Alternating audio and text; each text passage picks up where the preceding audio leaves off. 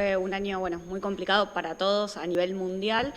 La pandemia nos dio un gran desafío de acomodar el trabajo, de esta nueva normalidad.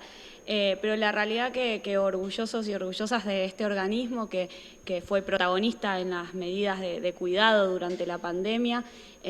Obviamente nosotros asumimos acá en ANSES en abril del año pasado, del 2020, en un momento en donde la oficina estaba cerrada, así que fue muy desafiante volver a poner la oficina en marcha, también trabajar para la atención virtual, para que ninguna persona que tenga alguna necesidad siempre tengan acceso a la seguridad social. Obviamente ANSES fue protagonista porque desde este organismo inteligente y humano se pudo pagar lo que fue el IFE, ¿no? El ingreso familiar de emergencia, que acá en Pilar llegó a más de 44.000 personas, familias que quizás con la pandemia tuvieron dificultades económicas y sociales.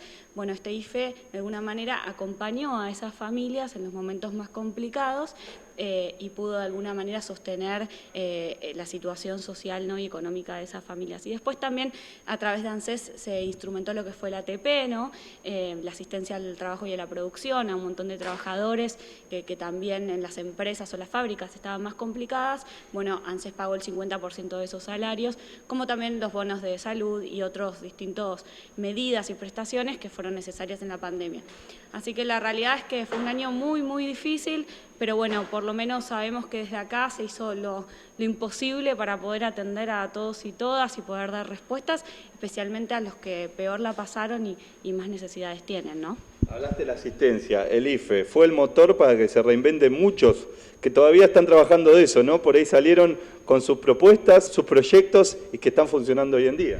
Totalmente. El IFE, funcionó un montón de familias que capaz tenían la asignación universal, ya que era una prestación que tiene ANSES, cobraron ese IFE, que les sirvió tanto para cuestiones alimenticias, pero también muchos otros, como vos comentabas, que quizás ese ingreso de 10.000 pesos, que hubo 3 pagos, lo utilizaron para algún emprendimiento o alguna situación que se reinventaron, digamos, para poder llevar adelante esta pandemia.